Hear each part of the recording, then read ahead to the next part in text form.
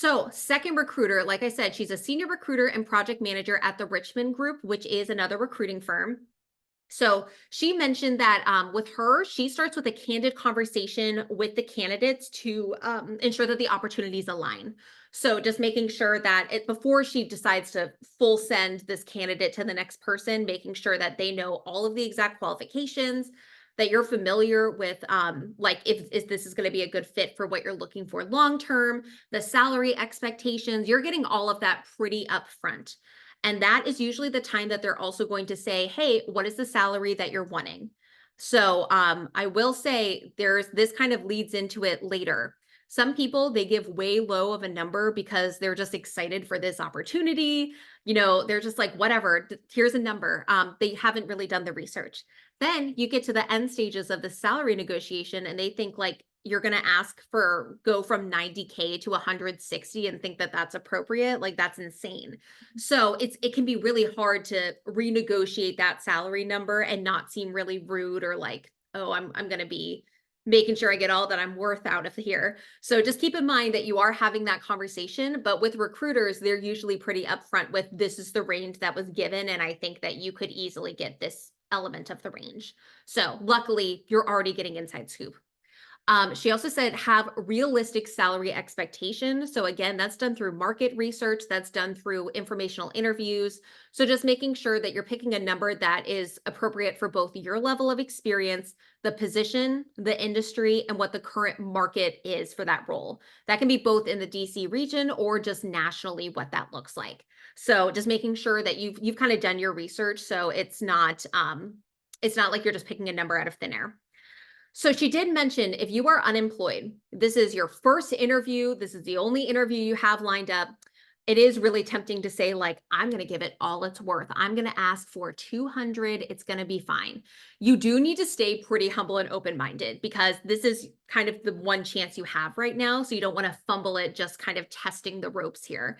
So just make sure that you realize that you don't have unfortunately, you don't have as much power in terms of negotiating really high salaries if you're unemployed, because right now your salary is $0.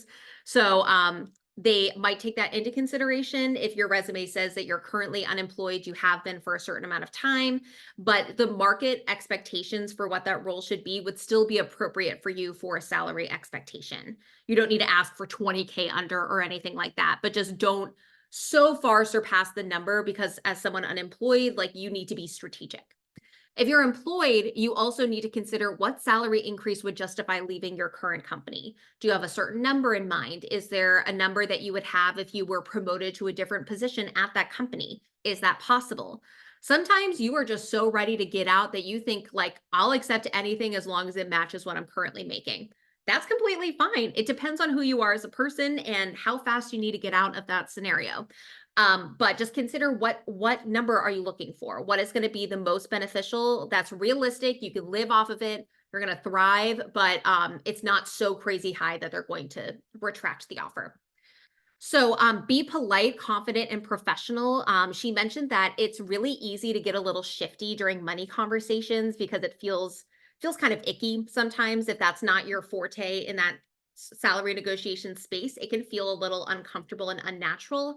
So just make sure that you are overall leading with politeness, confidence, professionalism, interest in the role. Something that she did mention is that it's very helpful to see that a candidate, when they're discussing negotiation, that they're very clearly willing to come to some type of agreement that would work for both parties. So don't just be like, unless it's 200, I'm out of here. Clearly, like, I don't care, I'm gone. You have to come with some level of, listen, like, I really enjoy this offer. I think I would be an incredible fit. I think this is a really good opportunity, but I am looking for this amount in order to do this. And based on the current market value, the reason I'm asking is that I have these skills and I would love to hear your thoughts. And if they're like, we can't do that, but we can do this, then it's a little more give and take, a little more of a compromise. And if you remember what I said last time, you're always going to ask for about 10K more than what you want because they are going to come back about 5K less. So it's better to ask a little bit more than what you're expecting just in order to hit the actual number that you want. So that's the give and take element. She also mentioned be patient because you might not negotiate with the decision maker immediately. And that's especially what happens with recruiters is that they then need to go to the hiring manager then needs to go to potentially another team and then HR to get that approved. HR can take a minute as well because they're dealing with a lot of stuff at once and usually they're kind of understaffed. So once HR decides, they're going to come back to the hiring manager will then come to the recruiter, and then you're going to find out.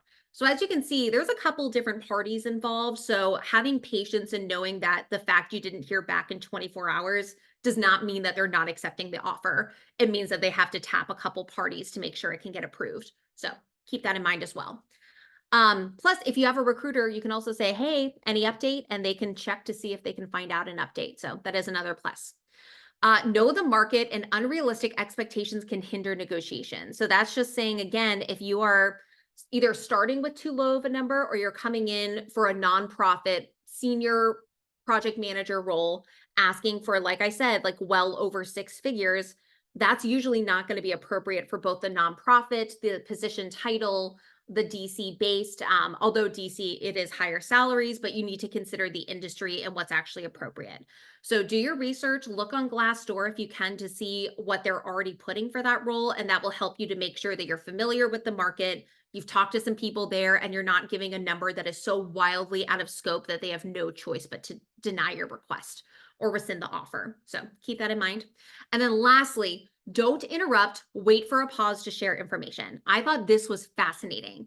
I think with negotiation, it's sometimes you're not sure the exact approach to take. So you think like, let me just talk really quick and I'll lead the conversation here. I'm going to let them know what I'm interested in. There is a lot of power in that silence there where then they have to get to that next point. So make sure to not interrupt, be very calm, make sure you're listening, take a beat before you speak. And that will both show the politeness element, the professionalism, plus you can kind of collect your thoughts and be thinking before you speak. So overall, it's a win-win. So those are the recruiter insights that I received. A lot of it aligned with exactly what we had been talking about at the last meeting, where they have to go through multiple processes. They know you're going to negotiate your salary, but they just don't want something that is so astronomically too high that they have no way to guarantee the offer. So Daniela asked, did the recruiters indicate what they are seeing with offers? Have the offers been less than expected based on how the market is right now?